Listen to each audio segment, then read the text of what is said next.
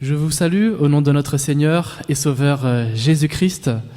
Aujourd'hui donc, dimanche consacré à l'Église persécutée, l'association Porte Ouverte a choisi pour titre « De l'amertume à la joie ». Et donc aujourd'hui pour la prédication, le thème qui m'est venu est le suivant. L'Évangile est la puissance de Dieu qui fait passer de l'amertume à la joie, en me basant sur Romains chapitre 1, verset 16. Alors avant de lire le passage, je vous propose de faire un point sur le contexte. Cette lettre a été écrite par Paul, apôtre de Jésus-Christ. Avant d'être apôtre, lui-même était un juif religieux, zélé dans la loi de Moïse, et lui-même un persécuteur des chrétiens. Paul a approuvé le meurtre d'Étienne, que nous voyons dans Acte 7. Paul a reçu un mandat pour aller pourchasser des chrétiens jusqu'à Damas, que nous voyons dans Acte 9. Et il était prêt donc à emprisonner et même à exécuter des chrétiens. Mais il a rencontré le Seigneur Jésus-Christ, et après être devenu apôtre, il était prêt lui-même à être persécuté pour le nom du Seigneur. Et c'est cet apôtre-là, Paul, qui a écrit cette lettre. À qui s'adresse-t-il ? Eh bien, il s'adresse aux chrétiens de Rome, donc des chrétiens globalement d'origine païenne, au cours de son 3e voyage missionnaire, certainement à Corinthe. Et cette lettre, elle est connue pour être comme un traité théologique où il expose ce que c'est que la foi chrétienne, la vie chrétienne, le fondement de la foi.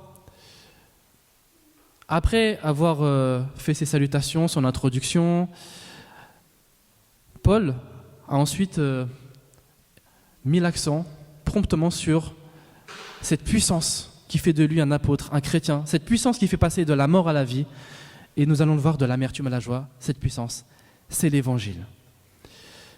Alors on va lire ensemble Romains chapitre 1, versets 16 à 17, dans la version Tob.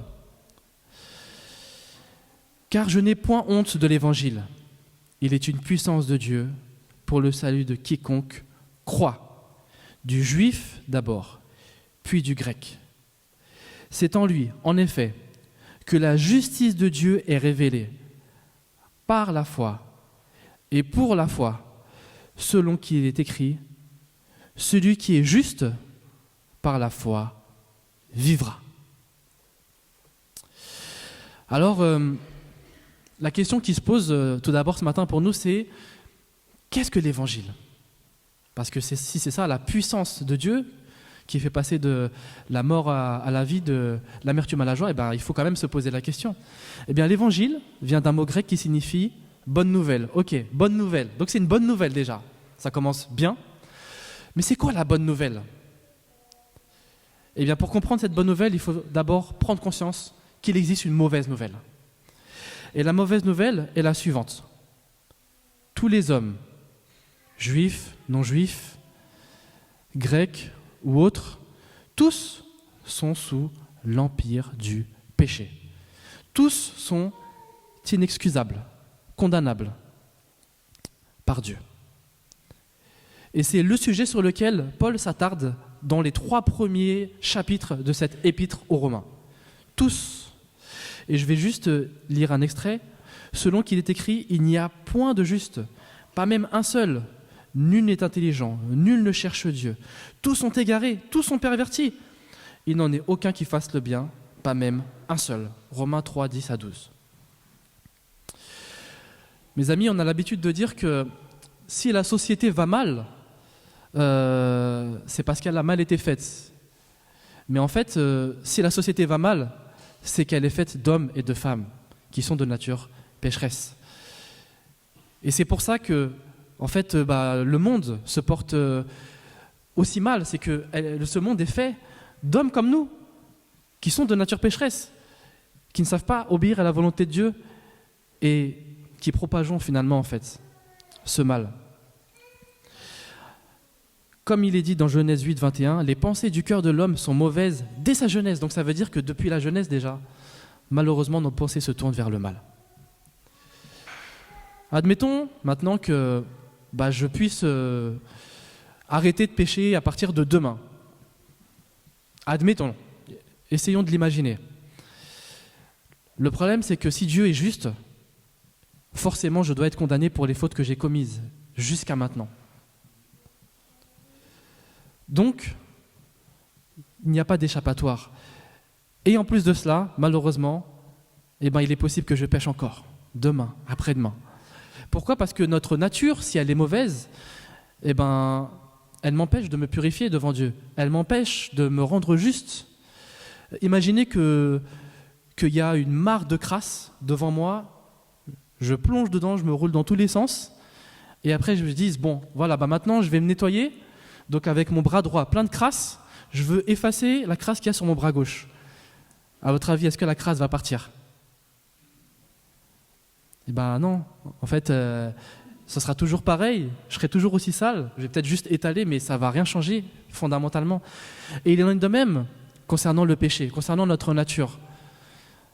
Je ne peux pas essayer de me racheter devant Dieu par des bonnes œuvres, par tout un tas de rites, par une certaine forme d'obéissance. Donc les pèlerinages, le jeûne, obéir strictement à la loi de Dieu, les dons, l'aumône, faire tout un tas de choses pour essayer de me racheter devant Dieu, pour essayer de faire contrebalancer mes bonnes et mes mauvaises œuvres. En réalité, étant entaché par le péché, je ne peux pas. C'est impossible.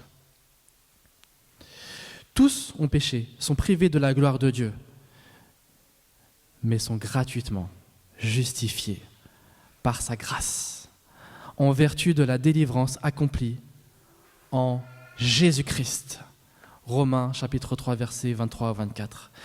Mes amis, la bonne nouvelle, c'est que face à notre impossibilité de nous racheter, Jésus-Christ a tout accompli. Lui, le seul juste, le seul sans péché, sans crasse, sans aucune souillure, c'est lui qui, venant sur terre et en mourant à la croix de Golgotha, il a accompli ce qui était nécessaire et suffisant pour notre salut. Donc voilà en fait la bonne nouvelle, c'est que nous pouvons être rachetés non en vertu de ce que nous faisons, mais en vertu de l'œuvre accomplie par le Christ. Et nous recevons les bénéfices de cette grâce par la confiance en lui. Le juste vivra par la foi, tout simplement. Et c'est cet évangile, cette bonne nouvelle qui est une puissance de Dieu, qui a permis à l'apôtre Paul, qui était juif persécuteur des chrétiens, de celui qui est apôtre, prêt à mourir pour le Christ. C'est cet évangile qui est une puissance qui fait passer de la mort à la vie et de l'amertume à la joie. Car je n'ai point honte de l'évangile, nous dit Paul. Paul proclame cette foi. Il confesse que jamais il ne se détournera de son Seigneur. Et on voit à travers sa vie, si vous lisez le livre des Actes des Apôtres, qu'il était vraiment prêt à tout. Paul parle à Timothée en disant « Combat le bon combat de la foi », 1 Timothée 6, 12. « Souffre avec moi comme un bon soldat de Jésus-Christ », 2 Timothée 2, 3. Et il est allé jusqu'au bout du plan que Dieu avait prévu pour lui, en allant jusqu'à Rome, là où il savait que justement, il serait ligoté et exécuté. On sait qu'il a vécu des naufrages, la morsure d'un serpent, il a été lapidé, il a été calomnié, condamné, et bien d'autres encore. Mais aujourd'hui aussi, il existe des témoins de cet évangile, de cette bonne nouvelle. Et c'est ce qui m'amène devant vous encore ce matin. En allant à la rencontre annuelle de l'ONG Portes Ouvertes, il y a 3 témoignages qui ont été faits de personnes qui vivent la persécution. Et je vais vous citer quelques extraits de leurs témoignages. Le pasteur Boirema Diallo, un pasteur issu de Burkina Faso, dans un pays à majorité musulmane. Donc il est devenu chrétien à l'âge de 13 ans suite à un échange avec un employé de son père. Cet employé il lui a dit « Oui, tu sais, si tes bonnes œuvres ne valent pas plus que tes mauvaises, qu'est-ce que tu vas devenir ?» Suite à cette question qui l'a interpellé, par la suite, il a compris qu'il avait besoin de la grâce du Seigneur Jésus-Christ. Il a été converti et puis 2 ans après la mort de son père, c'est là qu'il a commencé à vivre la persécution.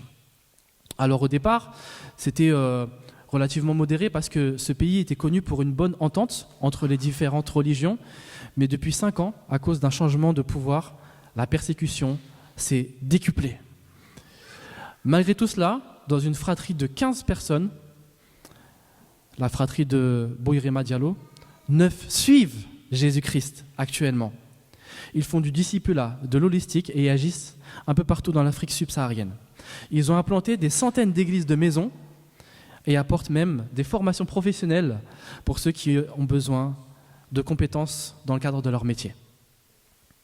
Voici un exemple de la puissance de l'Évangile qui agit dans la vie de quelqu'un. Et ensuite, l'histoire de Haroun. Qui est Haroun ? Haroun a grandi au Pakistan, il a été éduqué dans l'islam, il connaissait le Coran par cœur. Il est devenu imam, il a été envoyé en mission à Athènes, justement pour propager l'islam. Mais là-bas, par un concours de circonstances, il a travaillé pour un couple chrétien. Et face au témoignage que délivrait ce couple chrétien, suite aussi à quelques événements, il a rencontré un chrétien qui a prié pour lui dans la rue. Il a vu aussi quelques injustices liées à la façon de fonctionner dans sa religion. Tout cela lui a poussé à se poser des questions et à mettre sa religion de côté. C'est par un concours de circonstances, voire même par des miracles, qu'il a donné sa vie à Christ. Et lorsqu'il est allé annoncer à ses responsables religieux qu'il devait démissionner, c'est là que tout a basculé pour lui. Haroun a été battu durement. Il a subi des attaques au fusil, au couteau. Il a subi des accusations judiciaires. Cette vie était tellement terrible qu'il a dû fuir en Allemagne. Un jour, il a voulu prendre des nouvelles de sa famille et il a su que sa sœur a été tuée après qu'elle-même se soit convertie à Christ en 2021. Mais malgré tout cela, Haroun mène une vie joyeuse depuis qu'il a le Seigneur Jésus-Christ. Son frère s'est fait baptiser en 2022. Il a une femme allemande et beaucoup de gens viennent à Jésus à travers son couple. Il dirige aujourd'hui une équipe de 52 anciens musulmans autour du monde. Enfin, je vais vous parler de Amin.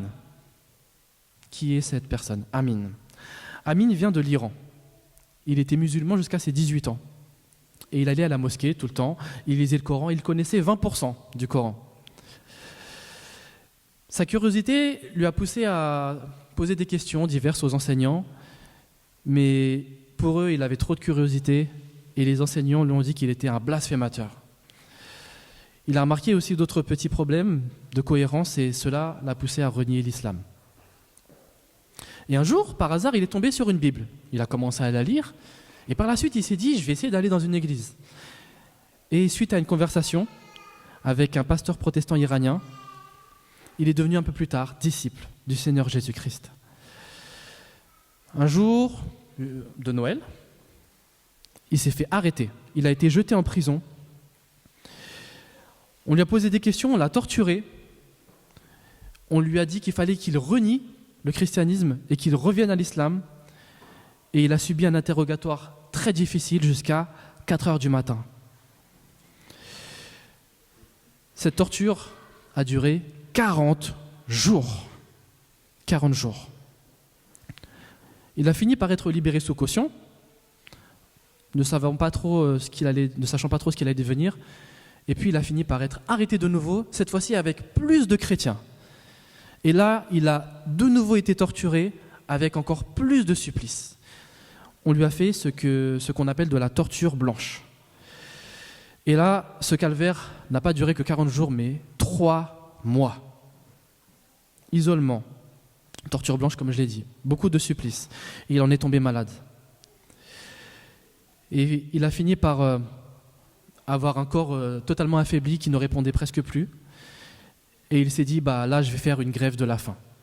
Donc pour ceux qui ont peut-être suivi les actualités de Portes Ouvertes à cette période, il a fait parler de lui justement par rapport à cette grève de la faim et il y a eu des prières nombreuses qui ont été élevées à son sujet.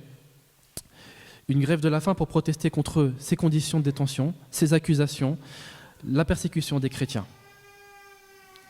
il a perdu 10 kilos. Il est sorti sous caution, par la grâce de Dieu, avec une caution tellement élevée que certaines personnes ont dû hypothéquer leur maison. Et aujourd'hui, il habite en Suisse. Amine essaie de se reconstruire malgré ces différentes épreuves et justement Porte Ouverte l'aide à travers les soins post-traumatiques. Et malgré toute cette histoire sombre, quand on pose la question à Amine, alors Amine, quel est le moment où tu as le plus senti la présence de Dieu? Eh bien, voici sa réponse. Le moment où j'ai le plus senti la présence de Dieu, c'est quand j'étais en prison. Je n'avais pas de Bible, j'avais tout mon temps, je recevais beaucoup de pression, mais je savais que Dieu était là. Pour conclure, chers frères et sœurs en Christ de Cergy et d'ailleurs, face à la mauvaise nouvelle, aux mauvaises nouvelles que nous voyons dans ce monde, et quand vous regardez l'actualité, vous voyez toutes ces mauvaises nouvelles qui se déroulent. Face aussi à la mauvaise nouvelle, celle qui nous dit que nous sommes pécheurs et que nous méritons la condamnation, eh bien Dieu ce matin nous rappelle la bonne nouvelle. Tu peux être sauvé par la foi en Jésus-Christ. Crois en lui, crois en son œuvre accomplie et tu seras sauvé. Repense aussi à tes frères et sœurs qui sont persécutés à cause de cette bonne nouvelle et demande à Dieu, que faire maintenant à ton tour pour les soutenir? Par la prière, par des choses diverses. Et surtout, ma prière, c'est que leur témoignage et le témoignage de Paul, comme nous l'avons dit tout à l'heure, puisse nous fortifier nous aussi dans la foi, afin que nous n'ayons point honte de l'évangile de Jésus-Christ. Prions. Dieu notre Père, merci pour cette parole que tu nous as donnée. Et gloire à toi pour cet évangile, cette bonne nouvelle qui est une puissance de Dieu pour le salut de quiconque croit. Seigneur, que nous puissions vraiment embrasser cette bonne nouvelle, que réellement cette bonne nouvelle soit nôtre par la foi en toi. Pardonne-nous si nous sommes incrédules. Pardonne-nous si justement on n'arrive pas à croire à cet évangile et on veut encore s'attacher aux choses d'ici-bas, à ce monde qui ne présente que des choses bonnes en apparence mais amères en arrière-goût. Et aide-nous alors à te goûter à toi et à cette puissance qui nous fait passer de l'amertume à la joie. Au nom de Jésus-Christ, Amen.